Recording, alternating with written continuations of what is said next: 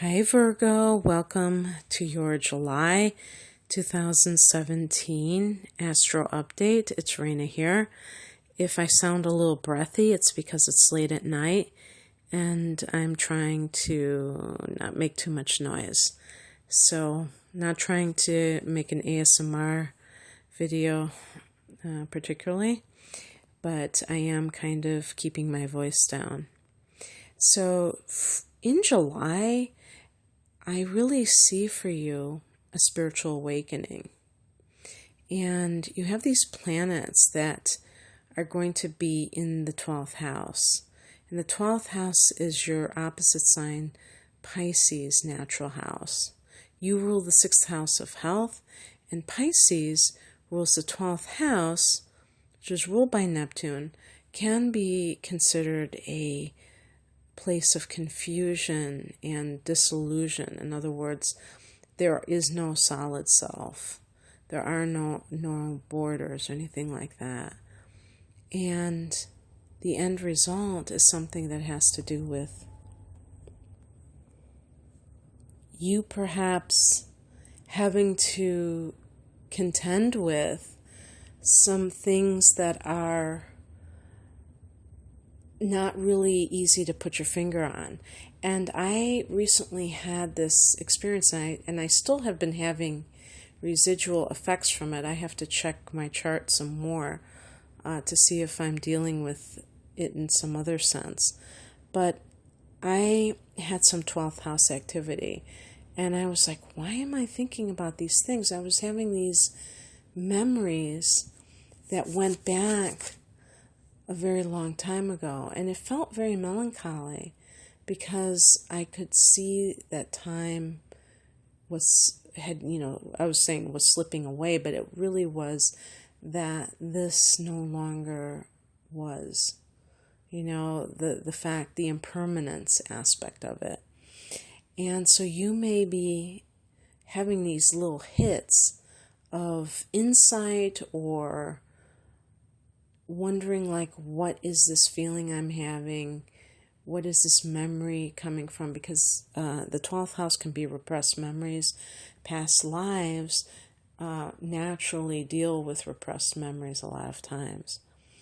And so it can feel very uncomfortable for a Virgo because you're an earth sign and you deal in tangible goods. You don't deal in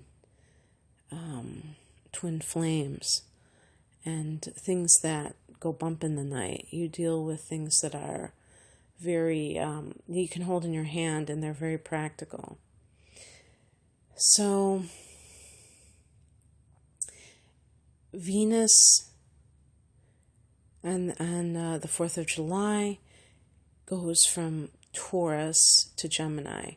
That is the transit from the 9th to the 10th house. While Venus has been in your 9th house, you may have met somebody from a different culture.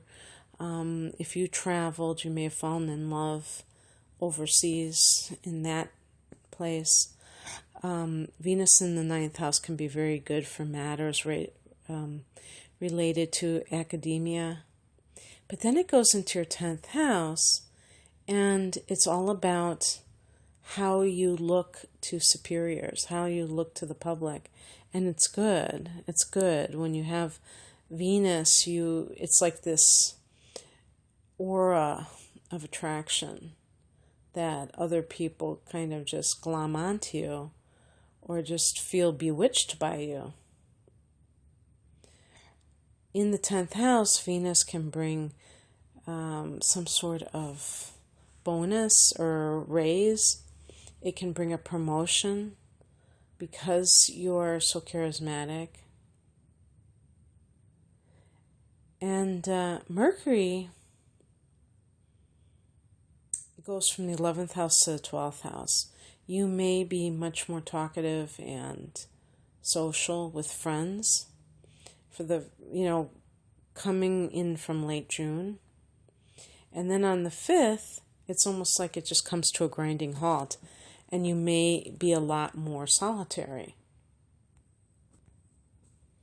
And after all, you are the hermit, so it's not like you're just the belle of the ball. You can be more of the wallflower. And I say that affectionately as somebody with a moon in Virgo. I'll even call myself an honorary Virgo. We don't have that need to show off.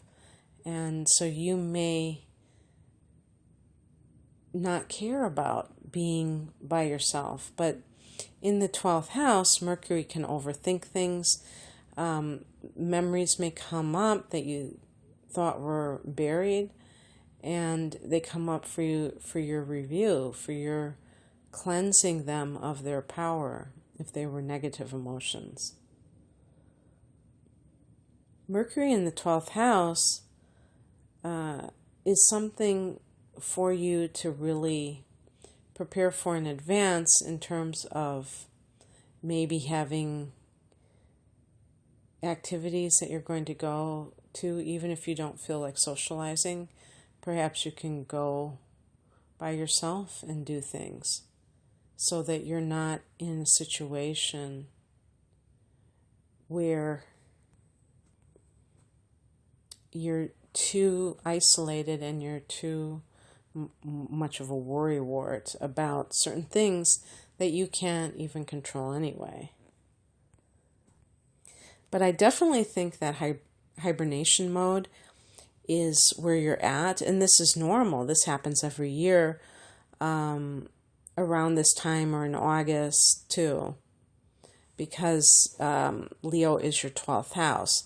So anytime you have planets that are transiting the 12th house, that's going to be a time when you are more introverted. So Mercury, as I say, goes into your 12th house on the 5th. And Mars joins Mercury there on the 20th. So Mars is in that 11th house for the first few weeks of the month.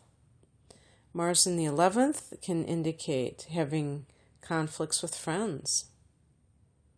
And it's always possible that that would be the case, because if you didn't even keep up with your friends and all of a sudden you've checked into their lives, they may still have a sense of distance from you. But regardless, I mean, you could be in constant contact with them and have some kind of a rift.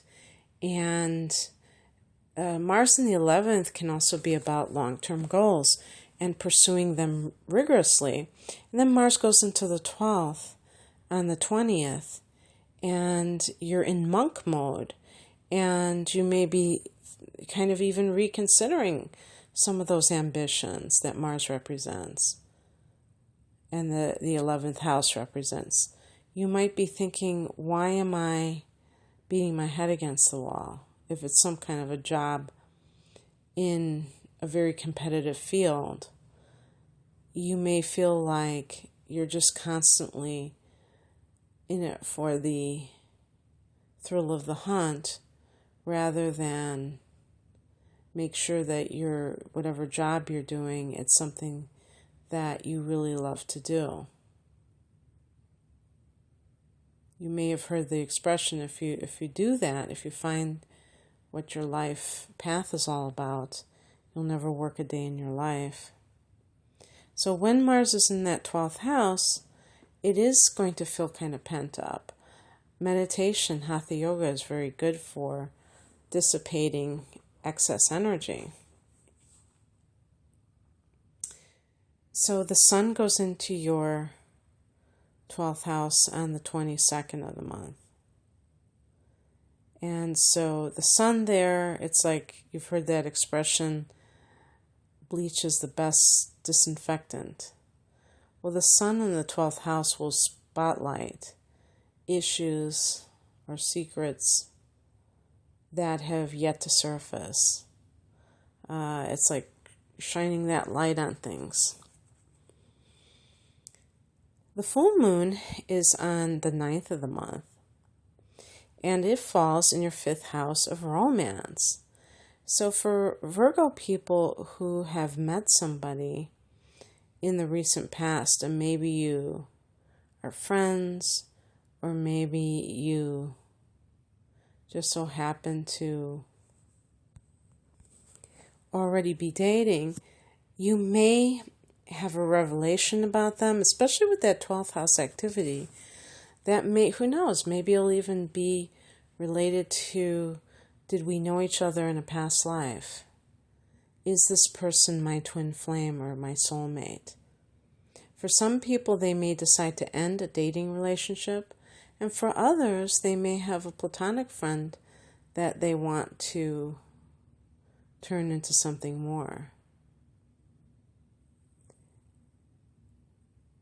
You are going to have that new moon in Leo on the 23rd in the 12th house. So new beginning in your spiritual life.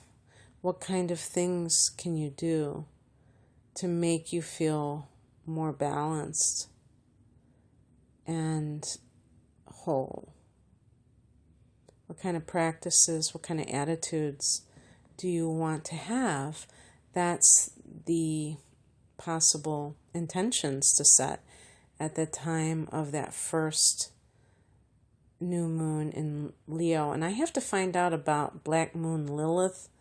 That's a cool phrase, isn't it? I think it has to do with the second dark moon or new moon.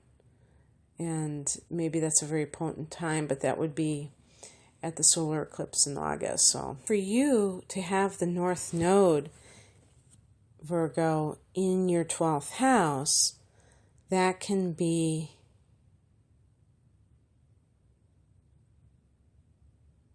and so for you, Virgo, to have the North Node in the 12th house, this can mean that you may, in the next 18 months, come across somebody who is a spiritual teacher who can help to elevate you. It may be in the most random of places, and yet it's not random at all. There's something serendipitous about your spiritual life at this time and going into the future. And that can lead to major gains, especially with those other elements in the 12th house. It really is a great time to get your spiritual life in order. So I hope you enjoyed this, Virgo. If you would like a private reading, please click on the link below. It will take you to RenaMoonAstrology.com. Otherwise, I want you to have a wonderful July. Bye.